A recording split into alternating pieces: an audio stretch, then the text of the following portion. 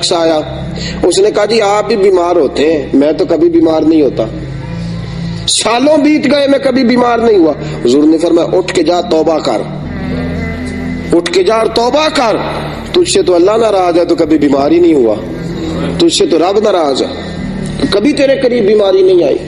فرعون نے خدائی کا دعویٰ کیا تھا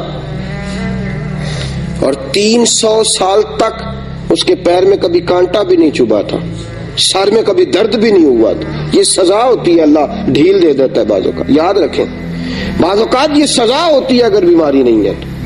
دیکھ کے بیماری رحمت بن کے آتی ہے, بیماری شفا بن کے آتی ہے, وہ بندے کی خطائیں لینے کے لیے آتی ہے.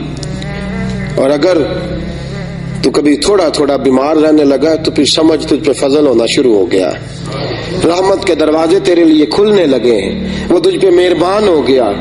اللہ کے بندے اکثر علیل رہتے ہیں, اکثر ان کی طبیعتوں میں کمزوریاں رہتی ہیں, اکثر بیمار رہتے ہیں, اور بزرگوں کے حالات پڑھیں تو پتہ چلتا ہے کہ کہیں کچھ نہ کچھ معاملات زندگی کے ساتھ رہے.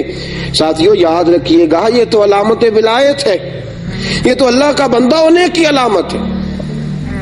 بیماری کا آنا, کمزوری کا آنا, کہیں تکلیف کا آنا گھر میں, یہ کوئی ایسی بات تو نہیں.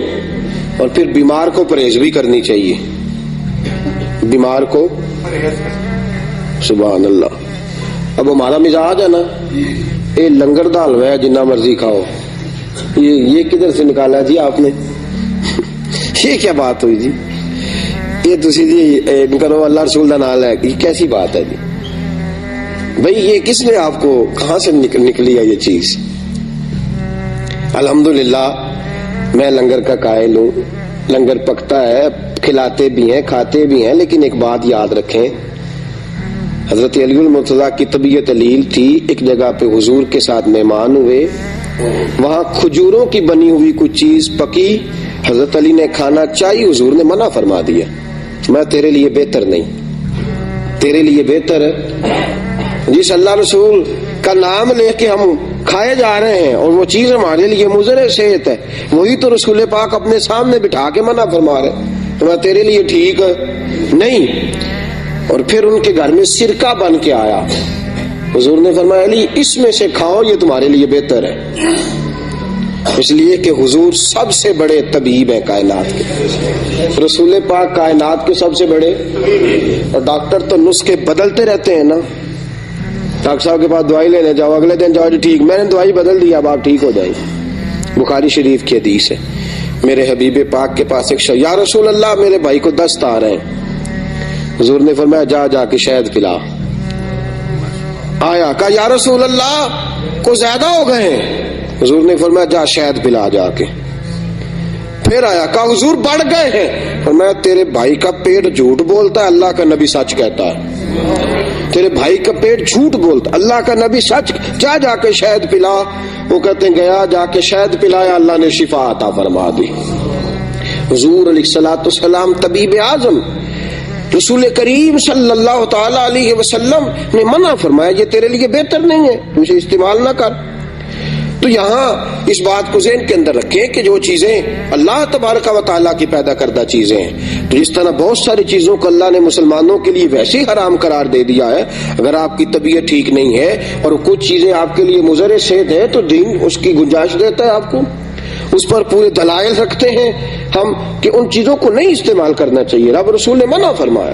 تو ہم اگر بے دھڑک ہو کے خود اپنا نقصان کریں گے تو یہ بھی تو ایک بات بری ہے نا. وہ ایک روایت میں آتا ہے کہ 10 آدمی, فتوح شام نے لکھا ہے کہ جب حضرت سعد بن ابی وقاص رضی اللہ تعالیٰ عنہ کی سرپرستی میں یرموک کا جو ہے وہ مارکہ فتح ہوا ہے, تو وہاں 10 آدمی تھے جو پیاس سے تڑپ رہے تھے. ایک کے پاس پانی لے کے گئے تو اس نے کہا نہیں دوسرے کو پلاؤ, دوسرا, تیسرا, چوتھا, 5واں, اب 9 آدمی وصال کر گئے. 10ویں کے پاس پانی گیا تو اس نے پی لیا. بعد میں کچھ لوگوں نے سوال کیا, کہا جناب آپ نے کیوں اشار نہیں کیا؟ تو انہوں نے کہا کہ چونکہ میرے پہلے 9 ساتھی شہید ہو چکے تھے, اب میرے پاس بندہ کوئی نہیں بچا تھا اشار کرنے کے لیے, اب اگر میں پانی نہ پیتا تو خودکشی ہوتی, اب اگر میں نہ پیتا اور اللہ کی بارگاہ سے سزا دیا جاتا. اس لیے دینی معاملات جو ہیں ان کی جو حدود ہے ان کو وہاں تک رکھا جائے گا. ہم اپنی مرضی سے اپنی ذات کے لیے، نفس کی خواہش کے لیے دین کی تشریحات، توضیحات، تعبیرات کو نہیں بدلیں گے. جہاں تک معاملہ ہے اس کو وہیں تک محدود کیا جائے گا. تو جو پرہیز کرنے کا ڈاکٹر حکم دیتا ہے، بتاتا ہے کسی کو، اور طبیب اس کو بتلاتا ہے کہ یہ چیز تیرے لیے اچھی ہے یہ بری ہے، اس کو پرہیز کرنا چاہیے، اس لیے کہ جان اللہ کی نعمت ہے، یہ رب کریم نے اس کو عطا فرمائی ہے، اس کی حفاظت کرنا اس کے لیے ضروری ہے. میرے ساتھیو، تیمارداری، بیمار کے بارے میں جو احکامات ہیں. اب ہے معاملہ تیمارداری کا. حضرت سعد بن ابی وقاص رضی اللہ تعالیٰ عنہ فرماتے ہیں میں بیمار ہو گیا تو میں نے اپنی بیٹی سے کہا بیٹی کسی کے ہاتھ حضور کو پیغام بھیج، رسول پاک کو پیغام بھیجو، بتاؤ کہ سعد بیمار ہے. فرماتی ہیں کہ میری بیٹی نے پیغام بھیجا، رسول پاک تشریف لائے. اور یہ تیمارداری نا درد دل سے ہوتی ہے.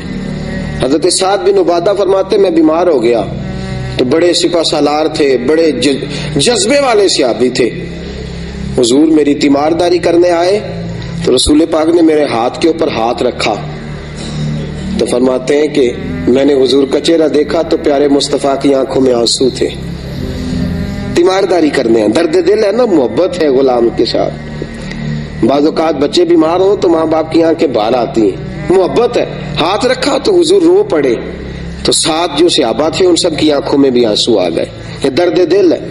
حضرت سعد بن ابی وقاص فرماتے ہیں کہ رسول پاک میری تیمارداری کرنے آئے تو میں رو پڑا. میں نے کہا یا رسول اللہ اب میں نہیں بچوں گا، بس یہ بیماری جان لیوا ہے. حضور میں وصیت کرنا چاہتا ہوں. کتنی وصیت کروں؟ میرا دل کرتا ہے کہ 1/3 مال گھر والوں کو دے جاؤں، باقی سارا اللہ کی راہ میں. حضور نے فرمایا نہیں، 1/3 اللہ کی راہ میں، باقی سارا اپنے ورثاء کے لیے وصیت کرو.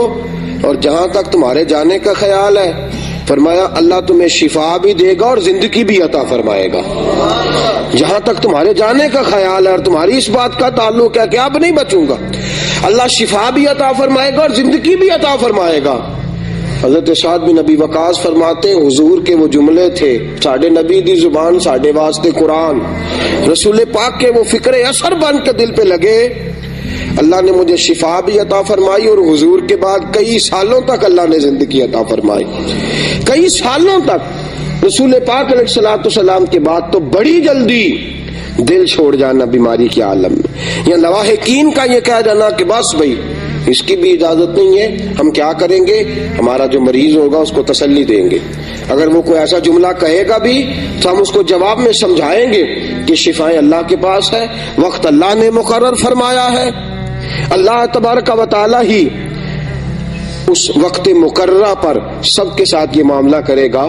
ضروری نہیں. اعلیٰ حضرت رحمت اللہ علیہ فرماتے ہیں کئی دفعہ ایسا ہوتا ہے کہ بیمار تندرست ہو جاتا ہے اور تیماردار کا وقت آ جاتا ہے، وہ رخصت ہو جاتا ہے، بیمار تندرست ہو جاتا ہے، اس کو شفائیں مل جاتی. تو یہ کوئی ضروری نہیں کہ جو بیمار ہے وہی جانے والا ہے. یہ تو سب کو تیاری رکھنی چاہیے. میرے ساتھیوں، جب کوئی بیمار ہوتا ہے نا تو وہ کمزور ہو جاتا ہے.